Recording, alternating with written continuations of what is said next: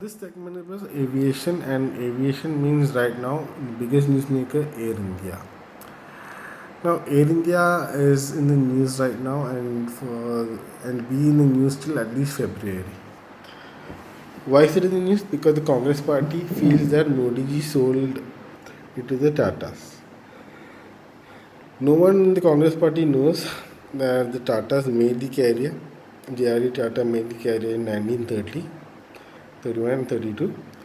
And J.R.D. Tata was the original owner of what he called Air India. Now, Congress party has this particular behavior is like whenever something is profitable, they'll go and make it a national thing. And what do they do after that? They'll make it a party house. We saw the photos circulating in the net showing Rajiv Gandhi celebrating his birthday party on Indian Navy ship. That's national property, treated as private property. This fellow was celebrating a birthday abroad and Air India plane, again treating public property as a private property. So this is the legacy of the Gandhi family Congress. Now, why is Air India special and why Air India should not be killed off?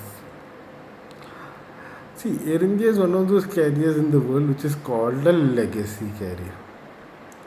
Now, a legacy carrier means that it has certain respect wherever it flies to, even if the aircraft is small or big, but there is a respect. Now, other legacy carriers in our time is KLM, British Airways, Air France, Cathay Pacific, Singapore Airlines, Saudi Airlines, Candace. All these are legacy carriers, and to be legacy carriers, it's something huge because there's a huge tradition about it, a certain honor to the name, to the brand. So it's not that easy to become a legacy, to be termed. Now, Emirates is a wonderful airline, but it's not a legacy carrier as yet.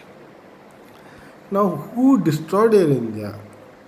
The Congress party, when it was in power, was the main reason why Air India is in this state.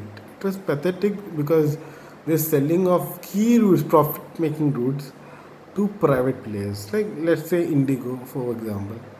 Indigo and Spice and foreign carriers like Emirates and all got huge profit from the profit making routes, and Air India was given slots which people never even bothered to touch. Now, to make profit with an airline, the most important thing is the timing, the schedules which you're flying on a particular sector. Let's just say you're flying from Dubai to Kerala, and your flight timing has to be excellent because people usually fly from Dubai to Kerala and they prefer the overnight flight. That is around 9 o'clock, 10 o'clock something, and you reach over here early morning. So they can sleep on the flight and it's a comfortable time depending on their schedule. Air India gets a schedule at what, around 2 p.m. Middle of the day, super hot time in Dubai, and that is when you board this flight. Regardless of the luxurious aircraft they are using right now, the 787. I'm surprised they are using a 787 on that route. Even then, Air India could not compete with other carriers flying the same route in different times of the day. So the Congress party was doing this on purpose. It wanted Air India to incur losses, it wanted Air India to shut down, and it almost happened. Thankfully, Modi took the right steps. Now, yesterday, if you have noticed the news, there's a very sad news in the field of aviation, and that is Air Italia, that is the national carrier of Italy, conducted its last flight. And it's the last means right now, as of today, none of these aircrafts of Air Italia, that is the national carrier of Italy, is flying. Why? It's having heavy losses. So thank God, because Modi ji's policy, we didn't have to shut down Air India. Now I'll tell you other things. I mentioned that other legacy carriers, most of them are already privatized. British Airways was privatized in 1987.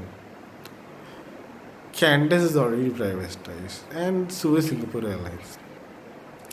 The governments have a say in the running of the airline and the policies and all, but basically the management is private and is done best quality work. So far, you can see if you have flying Singapore Airlines, you might have seen the quality. It's first class. British Airways is one of the toughest airline to get in as a cabin crew even because they have the highest standards in the world. Because it's privatized, and the Queen of England or Britain or whatever, she has her own jet to fly. Means the British Airways is kept as it is. The Prime Minister of UK wants to fly, he has a plane on his own. We got a plane for our own. MODG got the 777-200 modified, and the people like Rahul Gandhi keep cribbing about how Modi ji took a plane for himself, a private plane for himself. So all this happened. People don't read through the patterns. Politics is very tricky, and statements are very tricky. There's no truth given by the Congress or the Communist Party, and I don't think these parties will fulfill what any matter in the coming years because they're desperate. Air India is just one of those many lies that Rahul Gandhi and Sitaram Yechuri will be saying. And Air India will come back heavily as a very successful story.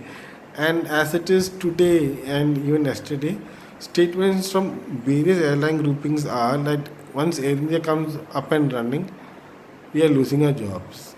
And who said that? Indigo said that yesterday. Emirates issued a statement in same regard if Air India comes up fully, and then Emirates will lose his job. That's true because when India stands up, the world has to take notice.